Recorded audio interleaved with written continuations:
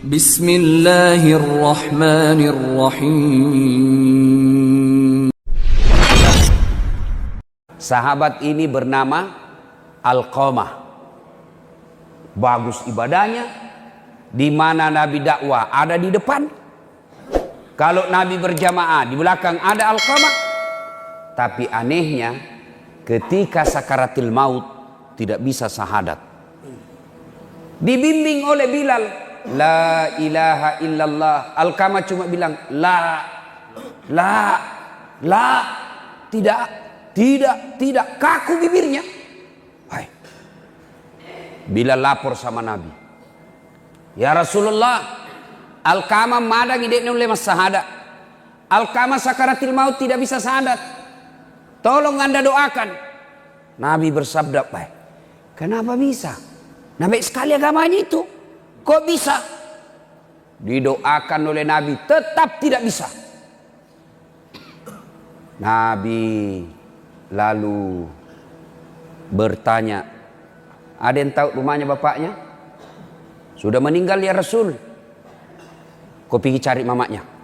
Pasti ada dosanya sama mamanya ini. Pergi kau cari mamanya. Cari, ketemu.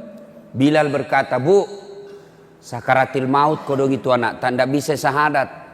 Mungkin ada dosanya sama ibu. Apa Nabi bilang ibunya? Ada apa mi? Kurang ngajar memang itu anak. Setengah mati aku hamilkan. Masya Allah. Pernah kirasakan hamil?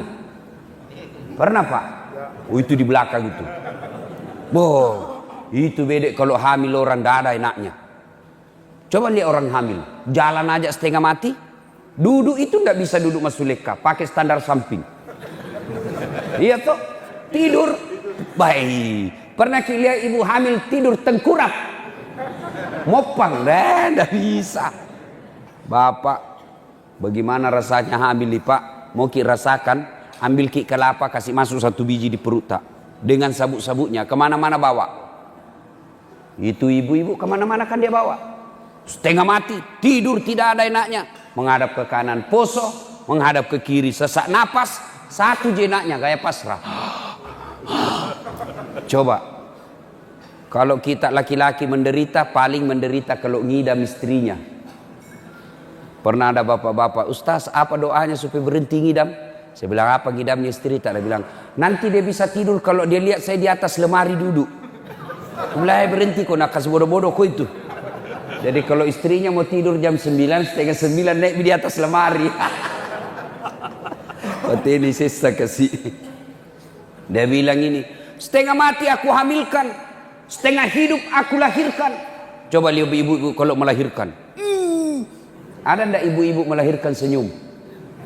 Ada ibu-ibu melahirkan senyum? Tidak. Bu. Toba mak. Toba mak. 5 bulan kemudian nih hamil misalnya. Setengah mati aku hamilkan, setengah mati ku lahirkan. Setelah ada istrinya, lebih sayang istrinya dari saya. Bu, lihat itu anakmu. Nggak bisa. Nggak selamat ini kalau ibu tidak maafkan. Tidak mau saya Rasul, kurang ngajar biar saya narasa. Kalau begitu kata Nabi, jalan satu-satunya supaya selamat ini anaknya ibu, saya harus bakar. Silakan. Saudara-saudara sekalian kata Nabi, kumpulkan kayu. Kumpul kayu. Kumpul kayu. Nyalakan. Nyala. Begitu nyala ditanya lagi, Bu betul tidak memaafkan? Saya tidak memaafkan. Kata Nabi, lebih baik saya bakar api dunia daripada apinya neraka. Itu api neraka Pak. Jangan coba-coba. Ini bapak-bapak yang anggap enteng api neraka. Kan ada tong itu biasa bilang, wita topina witai.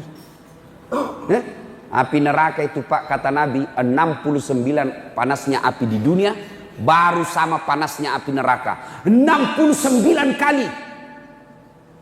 Api dunia Pak, 69 kali. Itu bahkan paling ringan apinya neraka. Kata Nabi, diletakkan kerikilnya neraka di kakinya, paling ringan. Letakkan kerikilnya neraka di kakinya, saking panasnya mendidih sampai ke otaknya. Itu yang paling ringan. Jadi kalau bapak-bapak mau bayangkan api neraka, coba maki ambil api, nyalakan kompor gas, kasih masuk tangan tak. Kalau bapak merasa ringan, aman. Tapi kalau baru api rokok lompat maki, oh hati-hati kau sekali.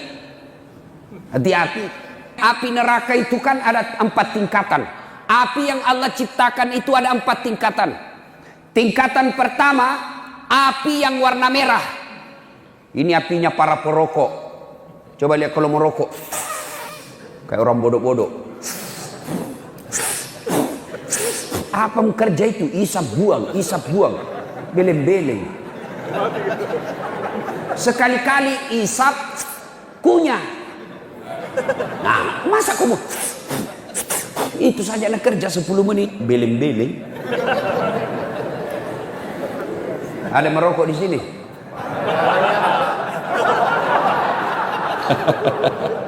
Minta maaf Pak, minta maaf. Biar bapak marah, bapak mau marah mau pulang mas sebentar.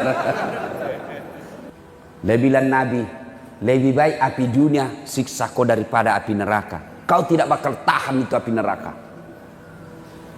Nyala, diangkat, Alqamah diangkat ramai-ramai. Kata Nabi, lempar masuk api. Begitu mau dilempar, ibunya berteriak, tahan, jangan kau bakar anakku ya Rasul. Memang dia kurang ajar, memang dia durhaka, tapi sudah kumaafkan dosa-dosanya. Tidak ada artinya sakit hatiku ketimbang melahirkan dia.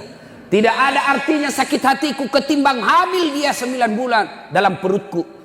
Saya maafkan dia ya Rasul. Begitu dia bilang saya maafkan, Nabi berkata, letakkan, turun. Pas turun, ditanya kembali ibunya, Bu, betul kita maafkan? Betul ya Rasul. Lalu Alqamah dituntun dan akhirnya dengan susah payah mengucapkan La ilaha illallah Muhammadur Rasulullah. Meninggal dunia. Apa hikmah dari kisah ini Pak? Sahabatnya saja Nabi, hidup sesama dengan Nabi, didoakan langsung mulutnya yang Rasulullah sallallahu alaihi wasallam tidak bisa selamat ketika sakaratil maut, menghadapi sakaratil maut dengan susah. Gara-gara apa? Durhaka sama ibunya.